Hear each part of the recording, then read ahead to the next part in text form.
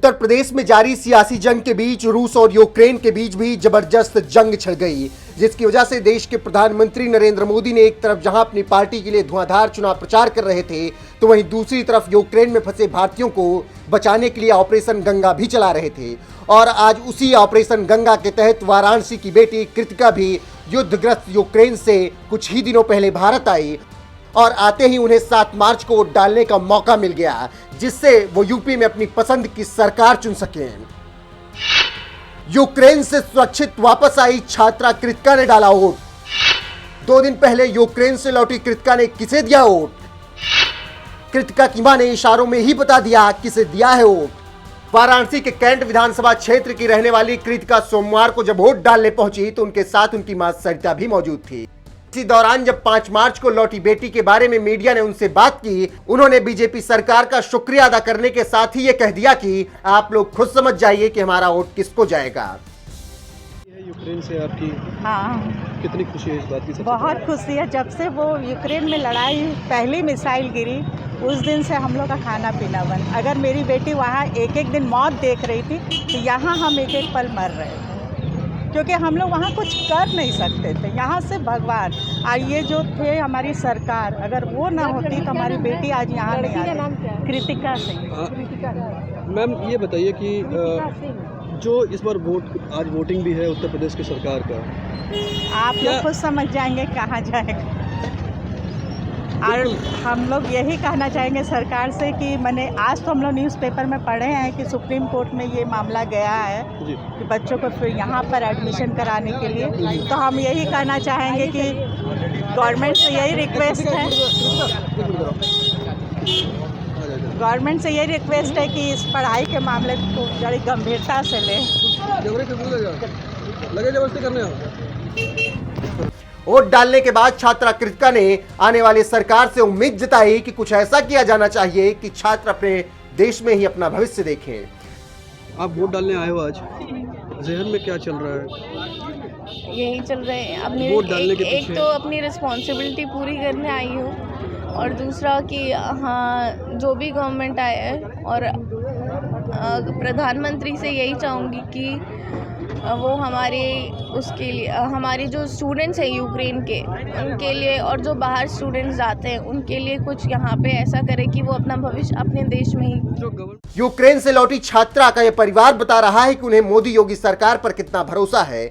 ये जवाब उन विरोधियों को है जो यूक्रेन के बहाने मोदी सरकार को घेरने में जुटे हुए हैं, क्योंकि ये बात तो आप भी जानते हैं कि सियासी विरोधी पीएम मोदी पर यूक्रेन के बहाने निशाना साधते हुए आरोप लगा रहे थे कि एक तरफ जहां यूक्रेन में भारतीय छात्र फंसे हुए हैं तो वहीं दूसरी तरफ पीएम मोदी रैलियों में व्यस्त हैं। लेकिन आपको बता दें, कहीं ना कहीं विरोधी चाहते थे कि इसी बहाने पीएम मोदी चुनावी प्रचार से दूर हो जाएं और उन्हें आसानी हो जाए, लेकिन मोदी तो ठहरे मोदी। उन्होंने अपनी पार्टी के लिए चुनाव प्रचार भी किया और भारतीय छात्रों को यूक्रेन से निकालने के लिए ऑपरेशन गंगा पर भी पूरी नजर बनाए रखी। शायद इसी का नतीजा है कि यूक्रेन से लौटी छात्रा के परिवार को अभी भी मोदी सरकार पर भरोसा है। इस परिवार के फैसले पर आपका क्या कुछ कहना है? अपनी राय हमें कमेंट कर जरूर बताएं। साथ ही कुछ ही दिनों पहले काशी गए पीएम मोदी ने इस दौरान यूक्रेन से लौटे छात्रों से क्या कुछ कहा था, आइए आपको सुनाते हैं। छोटी आयु में वो भी दूर अकेले, मैं कल्पना कर सकता हूं कि किस प्रकार की मानसिक परिस्थिति से आपको गुजरना पड़ा होगा। कठिनाइयों के बीच भी हम ठीक से अभी इवैक्यूएशन कर पा रहे हैं। हम लोग तो उम्मीद भी छोड़ दिए थे कि वापस इंडिया जा पाएंगे, क्योंकि 2 मार्च की हम लोग की फ्लाइट थी जो कि कैंसिल हो गई थी। जब इंडियन एम्बेसी और गवर्नमेंट वर्क किए तो हम लोग को एक नया उम्मीद मिला कि वापस इंडिया जा पाएंगे। All thanks to Indian government. I don't think कि विदाउट इंडियन गवर्नमेंट हेल्प हम इंडिया वापस सेफली आ पाते। हमारी इंडियन गवर्नमेंट ने बहुत अच्छी सुविधाएं दी। हमारे लिए फ्लाइट्स अवेलेबल थे, हमें एयरपोर्ट जाने का एकदम आराम से सुविधाएं मिली, खाने पीने कोई दिक्कत नहीं हुआ। हाँ, बहुत अच्छे से हमारे बाकी सारे स्टूडेंट जो फंसे हुए थे वो कल भी लैंड कर गए हैं, कुछ आज लैंड कर गए हैं। थैंक यू मोदी सर, हम लोगों ने बहुत आराम से हम वहाँ से निकल गए हैं। बॉर्डर क्रॉस करने के बाद इंडियन एम्बेसी ने हमें बहुत ही सुरक्षित तरीके से हमारे कंट्री में पहुंचाया। तो मैं हमारे प्रधानमंत्री नरेंद्र मोदी जी यानी कि आपका बहुत ही धन्यवाद कहना चाहूँगी कि आपने मुझे मेरे घर तक सुरक्षित पहुंचाया, और मुझे विश्वास है कि और भी जो बच्चे फंसे हैं आप उन्हें भी जल्द से जल्द उनके घर पहुंचा देंगे।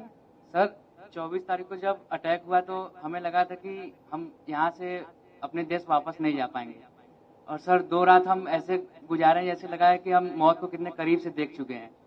बट सर मुझे गर्व है कि मैं भारत देश का वासी हूँ और गर्व है मुझे यहाँ के सरकार पे, सर आप पे। और सर सबसे ज़्यादा गर्व मुझे महसूस होता है अपने तिरंगे पर। जब हम इवैक्यूएशन से आ रहे तो हमें ऐसी नोटिस मिली थी कि आप अपने बस के आगे और खिड़कियों पे तिरंगे को लगा दीजिए ताकि जब रशियन आर्मी देखेगी तो आपके केवल तिरंगे से वो आपको टच भी नहीं करेगी। और इस सर ये मेरे लिए बहुत बड़ी बात है कि मैं ऐसे महान देश में पैदा हुआ। उस ड्यूरेशन में हमारे पास कोई होप नहीं था। A single hope only is this कि हमारा government and first of all sir specially you sir भगवान के बाद अगर घर में नाम लिया जा रहा था तो सर वो आप थे। मोदी जी हमें बचा लेंगे, अब जो भी कर सकते हैं मोदी जी कर सकते हैं। अब इससे बड़ा हम कुछ कह ही नहीं सकते सर। पेरेंट्स सब होप खो देते हैं सर, क्योंकि हमें बचाने के लिए हमारे पेरेंट्स कुछ भी कर सकते हैं, पर उस सिचुएशन में sir parents can't do anything and that time they are all wishing from God and they are always I have no word sir. घर में 100 बार नाम सिर्फ आपका लिया जाता था कि मोदी जी कुछ कर लेंगे, वो ही कुछ कर सकते हैं, अब कोई कुछ नहीं कर सकता। First of all I would like to say that पहली बार हमने इंडियन झंडे की ताकत देखी। हम जब बस पे जाते थे तो करीब 25 चेक पोस्ट हमें मिली जहाँ पे हमारी चेकिंग हुई, आर्मी अंदर आई, बट उन्होंने छोड़ दिया हमें, मतलब हमारे फ्लैग को देख के छोड़ दिया। इवन जो अदर कंट्रीज के बच्चे थे, नाइजीरियन, मोरक्कन, वो सब हमारे झंडे को यूज करके वो लोग वहाँ से बॉर्डर क्रॉस कर रहे थे। तो sir thank you so much for evacuating us, thank you so much sir. मेरी दादी ने मुझे ये बोला था कि क्योंकि मेरे फादर आर्मी में है तो उन्होंने बोला था कि तुम्हारे पिताजी ने तो ये वॉर नहीं देखा जो तुम फेस करके आ रही हो, लेकिन उन्होंने ये कहा कि मोदी सरकार जी पे पूरा भरोसा है कि अगर कोई नहीं तो वो तो आपको जरूर ही निकाल देंगे। जब अटैक हुआ था उस 24 को तो 25 को हम सारे राशन की लाइन में लगे। हमें लगा कि 1 हफ्ते लग जाएंगे हमें इवैक्यूएशन के लिए, लेकिन हमें 26 को ही मैसेज आ गया कि आज आपका इवैक्यूएशन है। हम बॉर्डर पहुंचे, फिर वहां से हम रोमानियन बॉर्डर को क्रॉस किया और फिर वहां से इंडियन एम्बेसी ने हमारा बहुत साथ दिया। हमें तुरंत इवैक्यूएट किया गया, फ्री फ्लाइट्स, फ्री एवरीथिंग। मेरे पास तो इंडियन करेंसी भी नहीं थी लाने के लिए कुछ भी। तो हम लोग सो ही नहीं पा रहे थे कि अटैक हो गया, अब हम लोग के साथ भी कुछ भी हो सकता है। और जब हम लोग स्टडी के लिए गए थे उसके जस्ट 1 हफ्ते बाद मेरे पिताजी का देहांत हो गया। तो उसके बाद मेरी मम्मी इतना ज्यादा पैनिक होती थी हमेशा कि तुम कब आओगी, कैसे आओगी, अब मैं कुछ कर भी पाऊंगी कि नहीं कर पाऊंगी। तो उनके पैनिक होने से मैं भी पैनिक हो जाती थी। तो जैसे ही उनको पता चला कि सरकार ने इतना इंतजाम किया है, आ जाऊंगी, जैसे ही उन्होंने मुझे देखा, आपको इतनी दुआएं दी हैं कि आप हमेशा खुश रहे, आप हमेशा जिए। उसके बाद हम लोग को जरा सी भी दिक्कत कहीं भी महसूस नहीं हुई। हमारा इंडिया इतना अच्छा है कि हमारे फ्लैग के जरिए दूसरे नेशंस के लोग निकल रहे हैं। तो thank you so much sir, thank you so much. हमारा देश मजबूत हो, इन सारी समस्याओं का समाधान उसी में है।